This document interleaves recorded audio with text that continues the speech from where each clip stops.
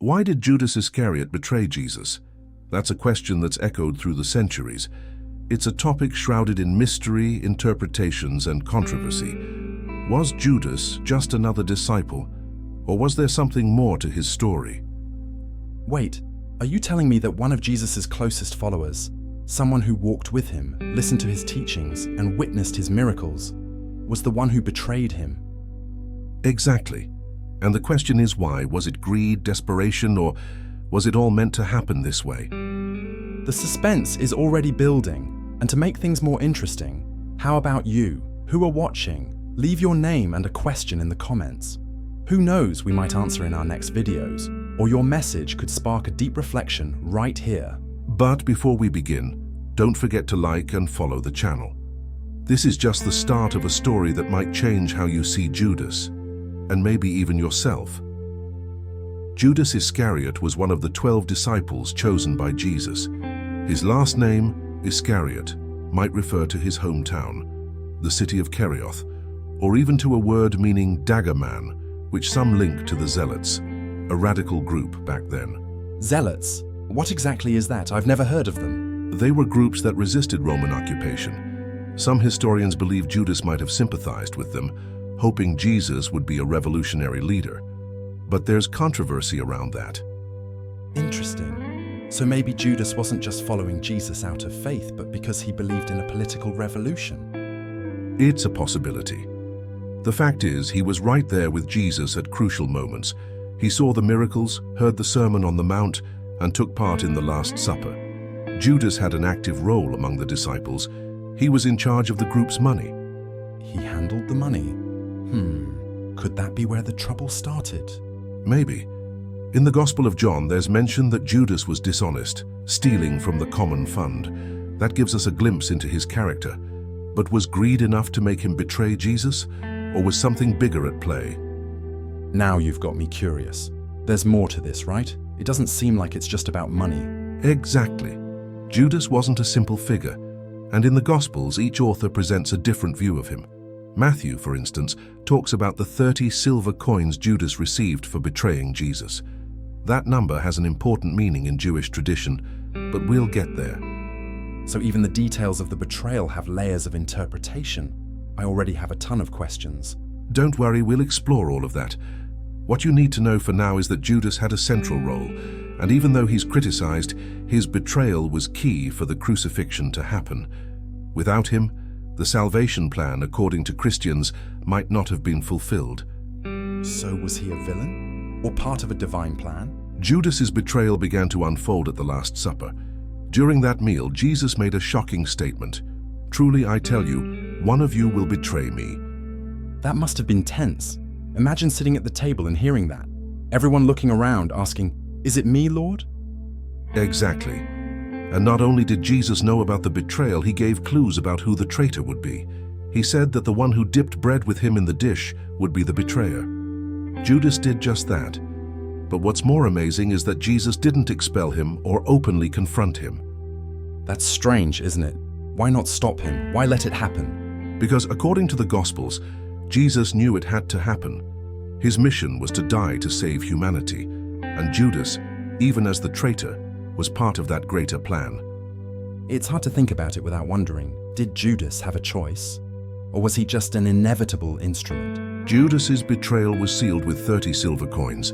That number wasn't chosen at random. In the Old Testament, in Exodus, 30 silver coins was the price you paid if a slave was hurt or killed. It's like Judas was putting a symbolic price on Jesus' life. 30 coins? That seems so little. How could anyone sell their own master for that? It's shocking, but also symbolic. That small amount reflects the contempt the religious authorities had for Jesus. To them, he wasn't worth more than a slave. And Judas accepted it. But what did he do with the money afterward? That's another interesting part. After realizing the gravity of what he'd done, Judas tried to return the coins to the priests. When they refused, he threw the money in the temple and walked away. So he felt remorse? Maybe he wasn't as cold as he seems. Yes, but his regret came too late. Judas ultimately took his own life, another act with complex meanings. Judas Iscariot makes us think about loyalty, destiny, and regret. Was he a villain, a traitor, or a necessary piece in the divine plan. And what about you? What do you think? What can we learn from his story? Leave your name and a message in the comments. Maybe you'll inspire our next reflection. Judas's story goes on, and in the coming moments we'll delve even deeper into the unfolding of this betrayal. Stay with us, and don't miss a single detail of this journey. Before we go on, there's something that's really been bugging me. Why was the environment Judas lived in so tense? It seemed like everything around him pushed him toward making that decision. Great question. The socio-political climate in Jesus' day was extremely tense. Israel was under Roman rule, and the Jewish people were split between those who cooperated with the Romans and those who resisted. Many were waiting for the arrival of a political messiah, someone who would lead a revolution against Rome. So, a lot of people saw Jesus as that kind of leader, maybe even Judas himself. Exactly.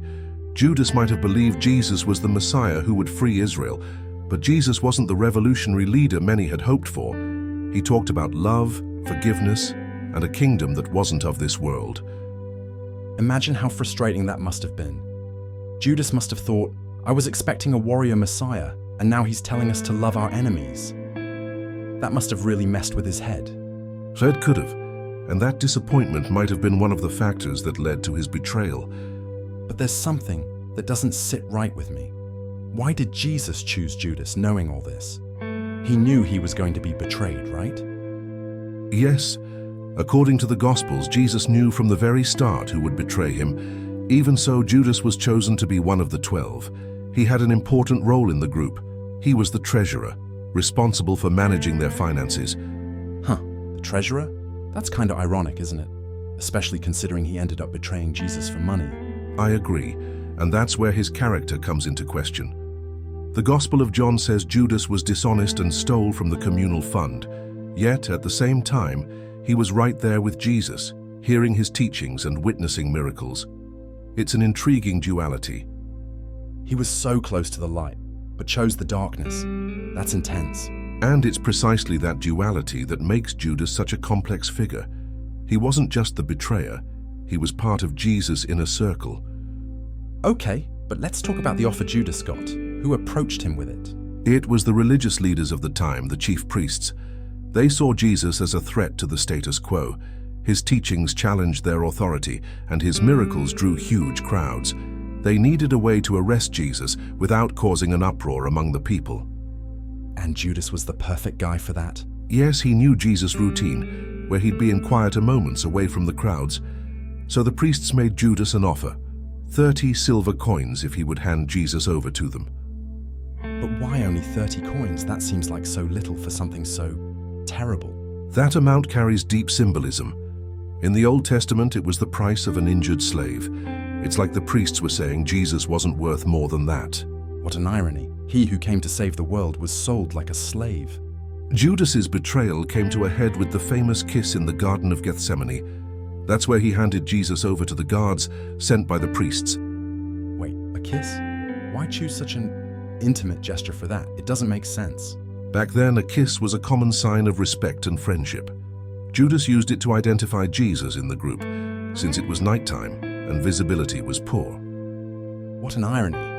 A symbol of affection turned into the sign of betrayal. More than that, Jesus knew what was happening. He said, "Friend, what have you come for?" It's as if he was giving Judas one last chance to repent, right up until the end. That's painful to hear. Jesus still called him friend, even knowing everything. Okay, so he betrayed Jesus. But what happened afterward? Did Judas feel at peace with his decision? No. After Jesus was arrested, Judas was overwhelmed with remorse. He tried to return the 30 silver coins to the priests, saying, "I have sinned by betraying innocent blood." And did they take the money back? No, they said, "What does that matter to us? That's your problem." So Judas threw the money into the temple and left. And that's when he, well, you know. Yeah, Judas took his own life. It's a tragic end that raises a lot of questions about guilt, redemption, and destiny. But wait, if Judas repented, why didn't he get a second chance? Other disciples messed up too, right? Good point. Peter, for example, denied Jesus 3 times but was forgiven. The difference is that Peter sought redemption, while Judas gave in to despair. But that raises another question. Did Judas have a choice? Or was he destined to be the betrayer? That's one of the biggest theological controversies. Some people believe he was predestined, while others argue he had free will but chose the wrong path. It's hard to judge. It seems like Judas's story is more about the complexity of being human than about right or wrong. So in the end, was Judas a villain or an essential part of God's plan? It depends on your perspective. Without Judas, Jesus' arrest, trial, and crucifixion wouldn't have unfolded the same way. He was crucial for the plan of salvation to be fulfilled. But that doesn't make what he did any easier to swallow. Betraying someone who trusted you, that's heavy. I agree. And that's what makes Judas's story so powerful. It forces us to reflect on loyalty, guilt, remorse, and human nature. Yeah, when it comes down to it, Judas is like a mirror. He shows us how we can be right next to the light and still make the wrong choices.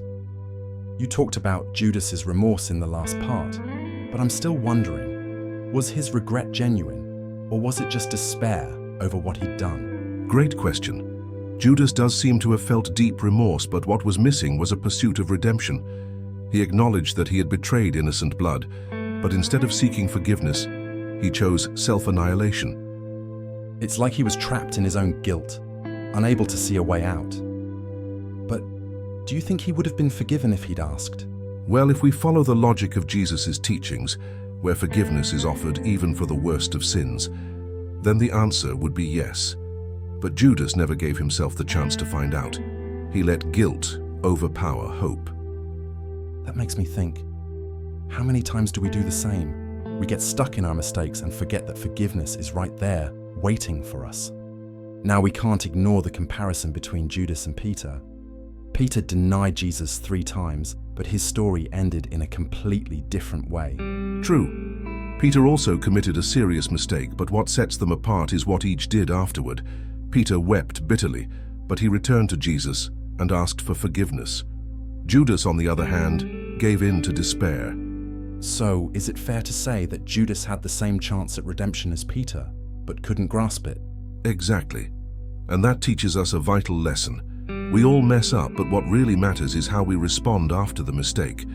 Judas let his error define him, while Peter used his remorse as a starting point for transformation. It's heavy to think about. Judas had the same access to forgiveness, but chose guilt. That says a lot about human nature, doesn't it? Sometimes we're the ones who stop ourselves from being forgiven. There's something that's always intrigued me. The Gospels say Satan entered Judas. Does that mean he had no control over his actions? It's a complex issue. The Gospel of Luke mentions that Satan entered Judas before the betrayal. It can be interpreted in different ways. Some see it as literal possession, while others believe Satan merely influenced his thoughts and actions. But hold on. If it was Satan who did it, then Judas wouldn't be guilty, right? He'd just be a pawn. Not necessarily. The Bible makes it clear that Judas made choices. He gave in to that influence, but that doesn't mean he had no free will. He could have resisted, but he decided to go down the path of betrayal. So it's like Satan was a catalyst, but the final decision was still Judas's to make. Exactly.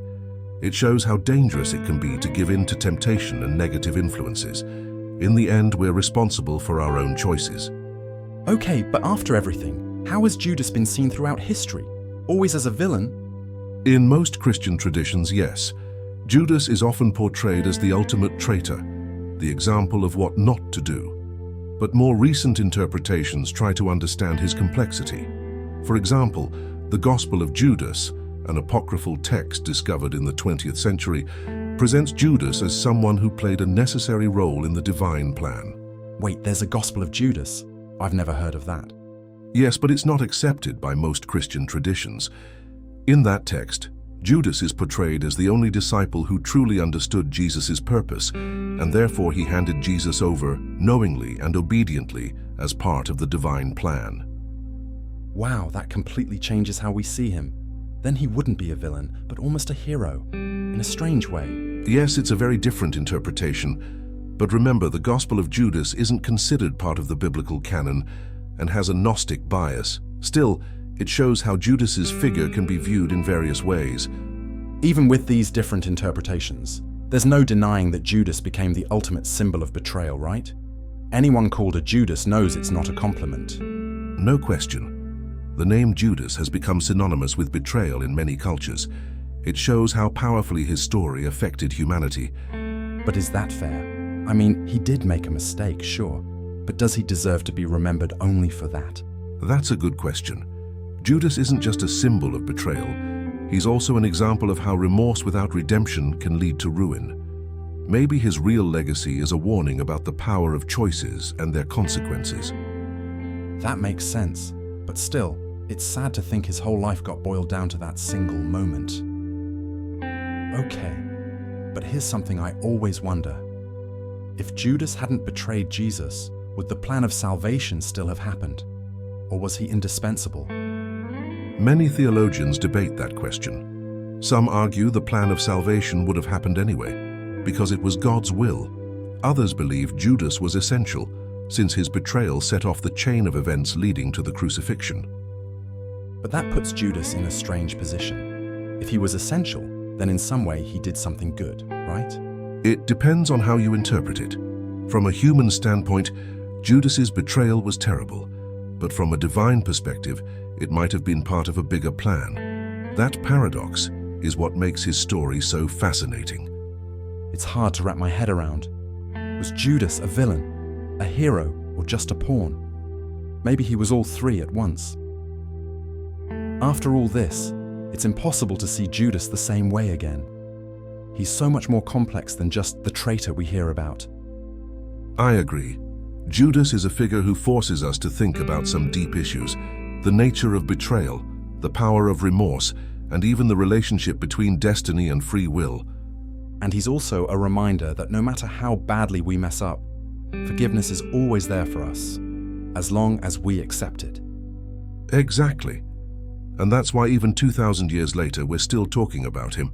His story mirrors the human condition, full of flaws, choices, and consequences. That's true. And maybe that's the real reason Judas's story remains so compelling. It speaks to that very human struggle between guilt and grace.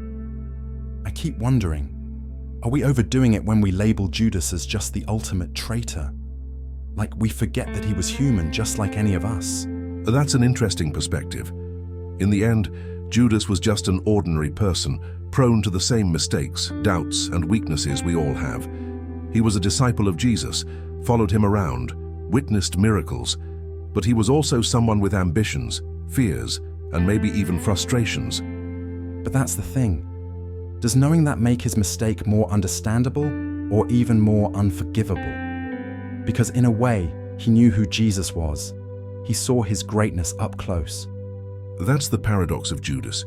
He had direct access to the light but chose darkness instead. And that raises a tough question. How much do our choices reflect who we really are?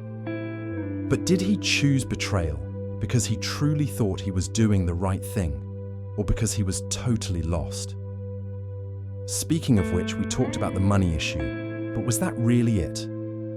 30 silver coins don't seem like enough to make someone betray a friend, especially someone like Jesus. Some people believe the money was just an excuse, a cover. Maybe what really pushed him to betray Jesus was disillusionment. Judas might have expected Jesus to be a revolutionary Messiah, someone who'd free Israel from Roman rule. When it became clear Jesus had a different plan, Judas might have felt betrayed himself. So, in a way, Judas felt like Jesus betrayed him first, that Jesus didn't meet his expectations. It's possible. The Gospels don't get into that much detail about Judas's personal motives, but the hints suggest he was torn between his loyalty to Jesus and his own ambitions and expectations. That makes the story even sadder, doesn't it? Because in the end, it was all a matter of perspective. One thing I can't ignore. If Judas's betrayal was part of God's plan, was he really at fault? Or was he just fulfilling what was already written? That's one of the biggest theological questions about Judas. Some believe he was just a piece on the board of the divine plan, that everything he did was predestined. Others argue that even if it was part of the plan, Judas still had free will and made a conscious choice. But doesn't that sound contradictory? How can someone be free to choose and at the same time be destined to play a certain role? It's a tension you see in many theological debates. On the one hand, God is sovereign and his plan is perfect. On the other hand, human beings are accountable for their actions. Judas is the prime example of that dilemma. So in the end, we'll never have a definitive answer, right? Exactly. But maybe the point isn't finding an answer. Maybe it's reflecting on how our choices impact not just our lives, but the world around us. Something else that intrigues me. Judas wasn't the only one who let Jesus down, right? Peter denied him 3 times, and the other disciples ran away when he was arrested. Why does Judas's guilt seem so much bigger? It's a matter of perspective. All the disciples stumbled, but the difference lies in the nature of their mistakes and how they dealt with them. Peter, for instance, wept bitterly after denying Jesus and sought reconciliation. Judas, on the other hand, couldn't cope with his guilt. But was Judas's guilt really so much heavier? Or do we just think that because his story has always been told in a harsher light? Maybe a bit of both. Judas is remembered for his betrayal, but if you look closer, you see that his story reflects the inner struggles we all face. Guilt, remorse, the search for redemption. And maybe that's why his story still resonates. We see ourselves in him even if it's hard to admit. I still can't get over the 30 silver coins. Does that number have any special meaning? Yes.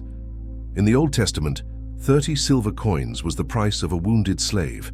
It shows how the religious authorities of the time viewed Jesus, like someone of little value, someone disposable. That's so ironic, isn't it?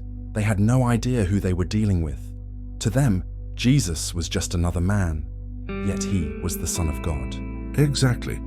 And those 30 coins became a symbol of betrayal throughout history, not because of the amount, but because of what they represent, how something seemingly small can have such huge consequences.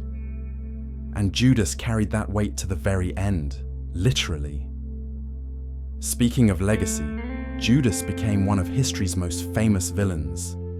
But how is he portrayed in cultures outside of Christianity? In many cultures, Judas is the archetype of the traitor.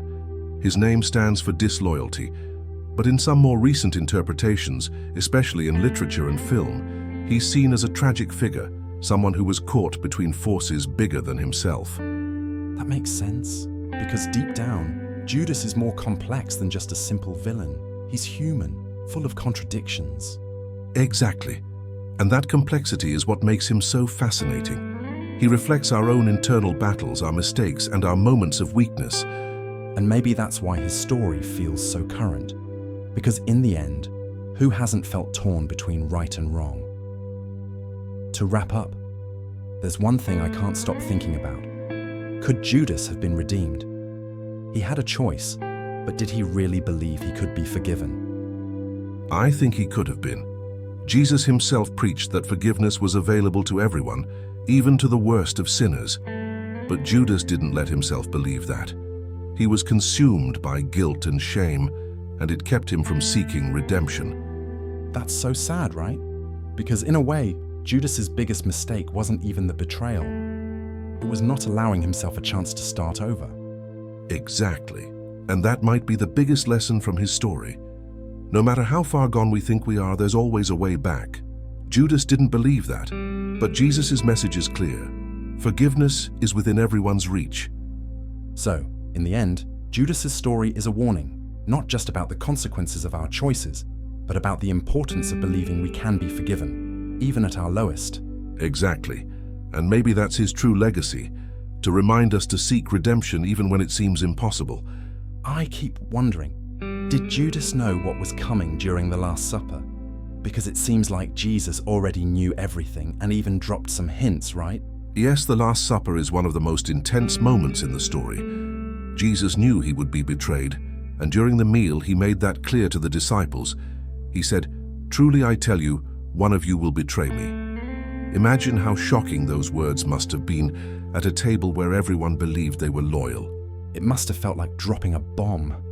I picture everyone looking around, trying to guess who it might be. And Judas, did he stay quiet? Did he try to pretend everything was normal? The Gospels say the disciples were confused, asking, "Is it I, Lord?" Judas also asked. And Jesus replied in a subtle but direct way, "You have said so." You can imagine the tension in the air. Judas knew he'd been found out, but he still went through with his plan. That shows a lot of nerve, doesn't it? He knew Jesus understood him deeply, yet he still went ahead. Wait, there was a moment when Jesus and Judas spoke privately, right? That intrigues me. What was said? Yes, in the Gospel of John, Jesus tells Judas, "What you are going to do, do quickly." It almost sounds like permission, as though Jesus was saying, "I know what you're about to do, so just get it over with." Isn't that strange? Why didn't Jesus try to stop him? He could have, right? That's where the divine plan comes in. Jesus knew his mission involved the crucifixion. He didn't stop Judas because, in a way, Judas's action was necessary for everything to happen as it was meant to. Even so, you can sense the weight of that conversation. It's like Jesus was giving Judas one last chance to think about his choice. And Judas just ignored it. That must have been painful for Jesus, knowing that someone so close was about to betray him. Now, about that kiss, it always seemed so symbolic and at the same time so cruel. Why did Judas choose a kiss as the sign? Back then, a kiss was a common gesture of respect and friendship, especially between disciples and their teacher. Judas used something that symbolized trust to carry out his betrayal.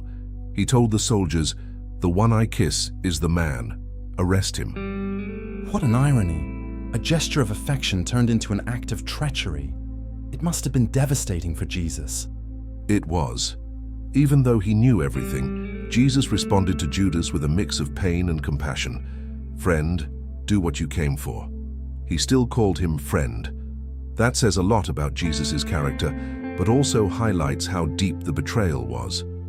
That's heartbreaking. Imagine looking into the eyes of someone you trust, knowing they've just handed you over. And what about the other disciples? How did they react when they realized what Judas had done? At first there was confusion. In the Gospel of John, Peter even draws a sword and cuts off one of the guard's ears. But Jesus intervened, healing the wound and saying, "All who draw the sword will die by the sword." So while Judas was handing Jesus over, Peter tried to fight for him. What a contrast.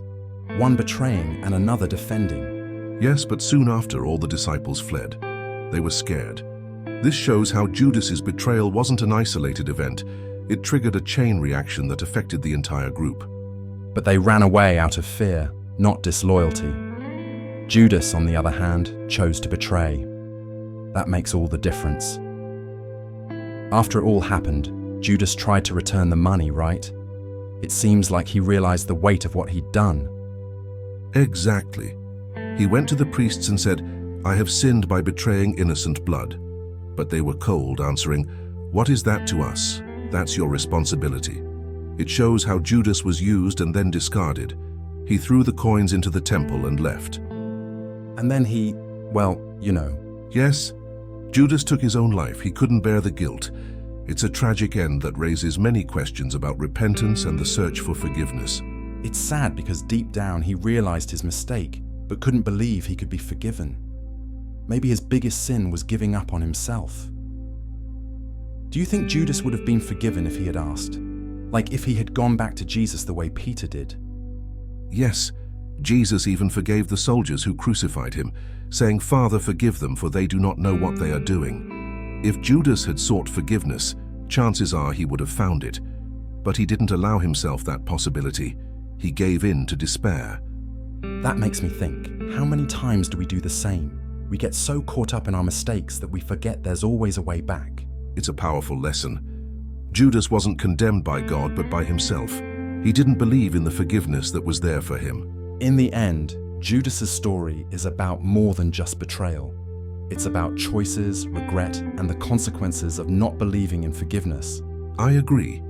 Judas reminds us that no matter how big the mistake, there's always a chance to start over. But we have to be brave enough to seek redemption. He also shows us that sometimes the worst judgment comes from within, not from others. Judas was consumed by guilt, but it didn't have to end that way. Exactly. Perhaps Judas's biggest legacy is teaching us that forgiveness is always available if we have the faith to look for it. His story is tragic, but it also serves as a warning and a chance for reflection. Yeah, in the end, Judas isn't so different from us. He just made choices any of us could make, and he paid the price. And that reminds us that our choices matter. They always matter. You know what I find interesting? Judas was both a disciple of Jesus and the traitor who turned him in. How can someone carry two such opposite identities at the same time? That's what makes Judas so intriguing. He was part of Jesus' inner circle, one of the 12 chosen. But at the same time, he had certain traits that led him to such a tragic end. Maybe it was precisely that duality that made him vulnerable. Do you think he had that in him from the start, or was it something that developed over time? It's hard to say, but Judas was human like all of us. He had his weaknesses, his ambitions, and his fears, and those things built up until they led to betrayal. Yeah, I guess his story shows how sometimes what's inside us can lead us places we never imagined. It's scary, but it's also very real. There's one thing I never understood. Why did Jesus make Judas the treasurer? He knew Judas was complicated, let's say. That's a great question. Jesus knew everything, including Judas's nature. Even so, he trusted him with an important role. Maybe it was a chance for redemption, a way to show Judas that he could be worthy of trust. But do you think Judas saw it that way? Because from what we know, he stole from the common purse, right? Exactly. That's mentioned in the Gospel of John. Judas seemed to struggle with the temptation of money, which makes his story even sadder. He was entrusted with something valuable, but he couldn't overcome his weaknesses. That makes me think. Sometimes we're given opportunities to do better, but we end up stumbling over the same mistakes. Judas is a painful reminder of that. And what about that part where Satan entered Judas? How do we make sense of that? Was he possessed or influenced, or was it more symbolic? The Gospels say that Satan entered Judas before the betrayal. Some interpret it literally as a possession. Others see it as a metaphor, implying that Judas gave in to temptations and negative influences around him. But doesn't that take the blame off him? Like, if Satan was controlling him, then Judas didn't have a choice, right? Not exactly. Satan's influence may have played a role, but Judas still had free will. He could have resisted just like any of us can resist temptations. The problem is, he chose to give in. So basically, Judas's story is also a warning about how outside influences can lead us to make bad choices, if we let them. Why did Judas actually decide to betray Jesus?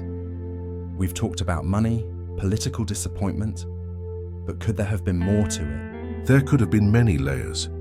Money was a factor, yes, but maybe not the main one. Disappointment that Jesus wasn't the revolutionary Messiah he expected is also significant. And there are those who think Judas might have been trying to force Jesus to show his power, maybe even start a revolt. So he thought he was helping in a twisted way. It's possible. If Judas really believed Jesus was the Messiah, maybe he wanted to speed up the process, even if that meant betraying him. But that's just a theory. What we know for sure is that he made a conscious decision, and the consequences were devastating. It's crazy to think about. He thought he was in control, but in the end, he ended up being used by the circumstances, and maybe by himself. Now, that kiss in Gethsemane, it's so symbolic, so full of meaning. Why did Judas choose a kiss as the sign? In that culture, a kiss was a common sign of respect and affection, especially between disciples and their teacher. Judas used that symbol of closeness to carry out his betrayal. It's a painful irony, don't you think? Painful and cruel, because it wasn't just the betrayal itself, it was how it happened. It's almost like he wanted to make the moment even more personal. And maybe he did. Judas knew it would be remembered forever. The kiss in Gethsemane became one of the strongest symbols of betrayal in human history. But at the same time, it also shows Jesus' compassion. He knew what was happening, but he still called Judas friend. That's hard to understand. It is, but it's an example of Jesus' love and mercy. He never gave up on Judas, not even then. After everything went down, Judas was totally abandoned, right? By the priests, by the other disciples. He ended up alone. Yes, the priests used him and then tossed him aside. The disciples probably felt anger and sorrow, and Judas, consumed by guilt, didn't find anyone who could help him carry that burden. That makes it even more tragic. He was alone, but did he really need to be? Could he have reached out, tried to reconcile with the others? Maybe, but Judas's despair was so overwhelming that he couldn't see a way out. He isolated himself, and that isolation led him to the worst possible outcome. That's an important lesson, isn't it? About how loneliness and guilt can destroy us if we don't look for help. In the end, Judas's story is about much more than the betrayal itself. It's about the choices we make, the consequences of those choices, and the importance of seeking redemption. I agree. Judas is a tragic figure, but he's also deeply human. He shows us what happens when guilt and despair take over, but he also reminds us that there's always a chance to do things differently. And maybe that's what makes his story so powerful, because deep down, we see ourselves in him. We're all capable of mistakes, and we all need to believe in the possibility of forgiveness. Exactly. Judas's legacy isn't just a warning about betrayal, it's also a reflection on redemption. No matter how bad things seem, there's always a way back. Judas didn't believe that, but Jesus' message shows us it's never too late. Yeah, Judas's story isn't just about him, it's about all of us, and that's what makes it so important. After everything we've discussed, there's one question I just can't get out of my head. What really happened to Judas after the betrayal? Was he condemned? Did he have any chance at redemption? That's one of the most controversial questions. According to the Gospel of Matthew, Judas hanged himself after trying to return the coins. In the book of Acts, there's a different account. He fell, and his body burst apart. What these two versions have in common is a tragic end, marked by unbearable guilt. It's hard to imagine the weight he carried, but do you think he was condemned forever, or did he somehow find forgiveness? That's a theological question that will never have a definitive answer. Some believe that because Judas repented, he might have found mercy. Others see his final act as one of despair that took him further from God. What's important is to reflect on how he dealt with his guilt, or more accurately, how he was unable to deal with it. But what if Judas had sought forgiveness? Do you think Jesus would have taken him back, the same way he did with Peter? If we follow Jesus' teachings, the answer is yes. Jesus preached forgiveness for everyone, even for the soldiers who crucified him. Judas wouldn't have been an exception. The problem is that he couldn't forgive himself. He let guilt consume him to the point that he saw no other way out. This makes me think, sometimes the biggest barrier to forgiveness isn't God, but ourselves. Judas had the chance, but he didn't believe it was possible. And that might be the greatest lesson of his story. The importance of believing in redemption, even when it seems impossible. Forgiveness is always available, but we need the courage to accept it. And the other disciples, how did they handle all of this? Losing Judas must have been shocking, both because of the betrayal and because of what happened afterward. No doubt. Judas was one of the 12, part of Jesus' inner circle. His betrayal must have shaken the other disciples, but it also brought the need to move forward. In the book of Acts, we see that the apostles decided to choose a replacement for Judas, someone who could continue the mission. That must have been a difficult moment. How do you replace someone who was part of something so important, despite all the mistakes? It was a symbolic process. They needed to show that the mission would go on regardless of individual failures. It reflects a message of hope. God's purpose continues, even when people fail. Judas became a symbol, didn't he? Not just of betrayal, but of something much bigger. Do you think his story goes beyond what's written in the Gospels? Absolutely. Judas represents human frailty, the struggle between good and evil, temptation, and the consequences of poor choices. He's also a reminder that repentance without redemption can destroy us. But I also think he's like a mirror, because deep down we all have a little bit of Judas in us. We all face moments of doubt, selfishness, and sometimes we make decisions that hurt others. Exactly. And that's why his story is still so relevant. It forces us to look at ourselves and ask, how am I dealing with my failures? Am I seeking forgiveness, or am I letting guilt consume me? Now, here's one last question that always intrigues me. Was Judas a villain or just part of the divine plan? Because without him, maybe the crucifixion wouldn't have happened. That's a deep question. Judas played a key role in the events leading up to the crucifixion, but that doesn't mean he didn't have a choice. He was part of the divine plan, yet his actions were the result of his own decisions. So, in the end, he was necessary, but that doesn't absolve him of what he did. Exactly. It's a paradox that shows how God's plan can work even through human failures. Judas was used for a greater purpose, but that doesn't lessen the seriousness of what he did or the consequences for his life. If there's a central message in Judas's story, what do you think it is? I'd say it's a message of caution and hope. Caution about the destructive power of guilt and bad choices. Hope because no matter how much we mess up, there's always the possibility of forgiveness and redemption. The tragedy for Judas is that he didn't believe that. And that's a lesson we need to carry with us. It's never too late to try again, to seek forgiveness, and to believe we can be better. Exactly. Judas shows us what happens when we lose hope, but he also inspires us not to make the same mistake. No matter how bad things seem, forgiveness is always within reach. After everything we've talked about, I think it's clear that Judas's story is much more complex than it seems at first glance. It's a story of choices, human failures, and a lost quest for redemption. And it's also a story that teaches us. Judas was a tragic figure, but his life and actions leave us with profound lessons about repentance, guilt, and the power of forgiveness. Now I want to hear from those of you who've watched all the way through. What did you think of Judas' story? How do you interpret his role? Leave your thoughts in the comments below and share your opinion. Let's keep this conversation going. And don't forget, subscribe to the channel, turn on notifications, and follow our next posts. We always have content that sparks important reflections and tells stories that will make you think. Thanks for joining us. And remember, no matter what mistakes we've made in the past, forgiveness and redemption are always within reach. See you next time. See you next time. May Judas's story help us reflect and strive to be better every day.